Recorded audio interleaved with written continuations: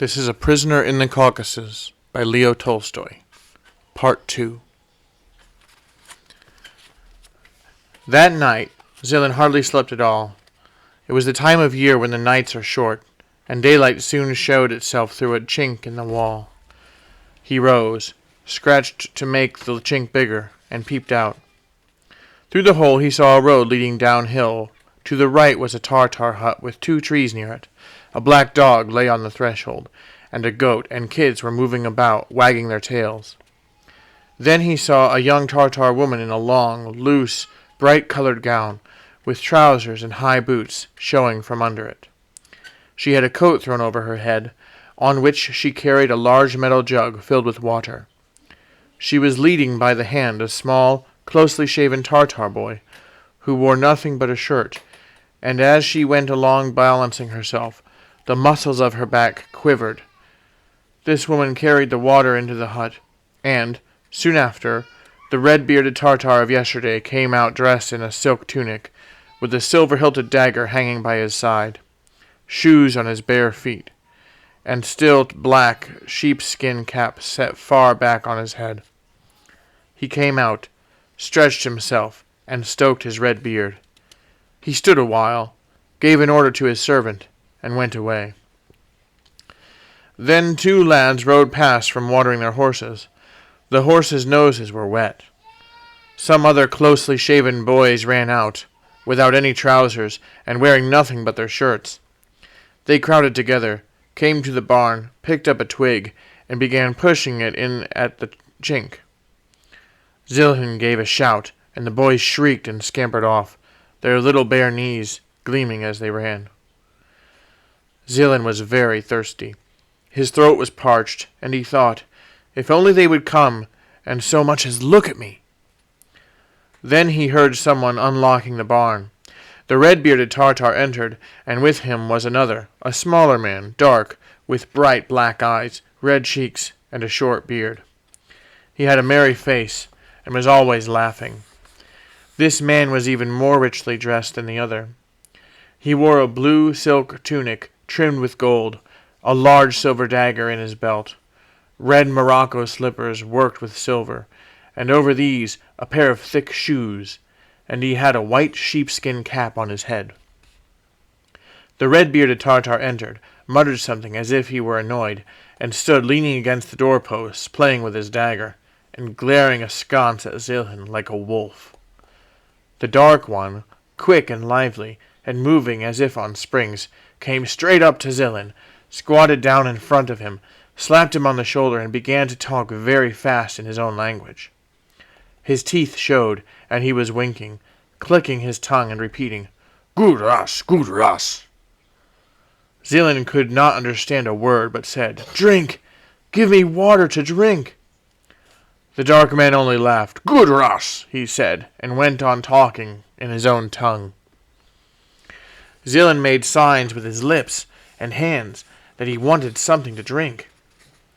The dark man understood and laughed. Then he looked out of the door and called to someone, "Dina!" A little girl came running in. She was about 13, slight, thin, and like the dark Tartar in face. Evidently she was his daughter. She, too, had clear black eyes, and her face was good-looking. She had on a long blue gown with wide sleeves and no girdle. The hem of her gown, the front and the sleeves were trimmed with red. She wore trousers and slippers, and over the slippers stouter shoes with high heels. Round her neck she had a necklace made of Russian silver coins. She was bareheaded, and her black hair was plaited with a ribbon, and ornamented with gilt braid and silver coins. Her father gave an order, and she ran away and returned with a metal jug. She handed the water to Zilin and sat down, crouching so that her knees were as high as her head. And there she sat with wide-open eyes, watching Zilin drink, as though he were a wild animal. When Zilin handed the empty jug back to her, she gave such a sudden jump back, like a wild goat, that it made her father laugh. He sent her away for something else. She took the jug, ran out, and brought back some unleavened bread on a round board, and once more sat down, crouching, and looking on with staring eyes. Then the Tartars went away and again locked the door. After a while, the Nogay came and said, "Aida, the master, Aida." He, too, knew no Russian. All Zilin could make out was that he was told to go somewhere. Zilin followed the Nogay, but limped, for the shackles dragged his feet so that he could hardly step at all. On getting out of the barn, he saw a Tartar village of about 10 houses, and a Tartar church with a small tower. 3 horses stood saddled before one of the houses. Little boys were holding them by the reins. The dark Tartar came out of his house, beckoned with his hand for Zilin to follow him. Then he laughed, said something in his own language, and returned into the house. Zilin entered. The room was a good one, the walls smoothly plastered with clay. Near the front wall lay a pile of bright-colored feather beds. The side walls were covered with rich carpets, used as hangings, and on these were fastened guns, pistols, and swords, all inlaid with silver. Close to one of the walls was a small stove, on a level with the earthen floor. The floor itself was as clean as a thrashing ground. A large space in one corner was spread over with felt, on which were rugs, and on these rugs were cushions, stuffed with down. And on these cushions sat 5 Tartars, the dark one, the red-haired one, and 3 guests. They were wearing their indoor slippers, and each had a cushion behind his back. Before them were standing millet cakes on a round board, melted butter in a bowl, and a jug of buza, or Tartar beer. They ate both cakes and butter with their hands. The dark man jumped up and ordered Zilin to be placed on one side, not on the carpet, but on the bare ground. Then he sat down on the carpet again, and offered millet cakes and buza to his guests. The servant made Zilin sit down, after which he took off his own overshoes, put them by the door where the other shoes were standing, and sat down nearer to his masters on the felt, watching them as they ate, and licking his lips. The Tartars ate as much as they wanted, and a woman dressed in the same way as the girl, in a long gown and trousers with a handkerchief on her head, came and took away what was left, and brought a handsome basin and an ewer with a narrow spout. The Tartars washed their hands, folded them, went down on their knees, blew to the 4 quarters, and said their prayers. After they had talked for a while, one of the guests turned to Zilin and began to speak in Russian. "You were captured by Qazi Mohammed," he said, and pointed at the red-bearded Tartar. "And Qazi Mohammed has given you to Abdul Murat," pointing at the dark one. "Abdul Murat is now your master." Zilin was silent.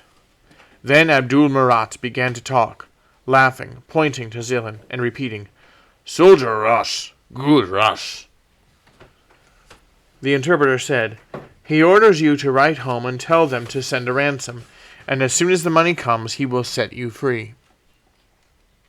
Zilin thought for a moment and said, "How much ransom does he want?" The Tartars talked a while, and then the interpreter said, 3,000 rubles. "No," said Zilin, "I can't pay so much." Abdul jumped up and, waving his arms, talked to Zilin, thinking as before that he would understand. The interpreter translated, "How much will you give?" Zilin considered and said, 500 rubles. At this the Tartars began speaking very quickly all together. Abdul began to shout at the red-bearded one, and jabbered so fast that the spittle spurted out of his mouth. The red-bearded one only screwed up his eyes and clicked his tongue. They quietened down for a while, and the interpreter said, 500 rubles is not enough for the master. He paid 200 for you himself. Qazi Mohammed was in debt to him, and he took you in payment. 3,000 rubles. Less than that won't do. If you refuse to write, you will be put into a pit and flogged with a whip. Thought Zilin, the more one fears them, the worse it will be. So he sprang to his feet and said, "You tell that dog that if he tries to frighten me, I will not write at all, and he will get nothing. I never was afraid of you dogs, and never will be." The interpreter translated, and again they all began to talk at once. They jabbered for a long time, and then the dark man jumped up, came to Zilin, and said, "Zigit Rus! Zigit Rus!" Zigit is their language, means brave. And he laughed and said something to the interpreter, who translated, 1,000 rubles will satisfy him. Zilin stuck to it. I will not give him more than 500, and if you kill me, you'll get nothing at all.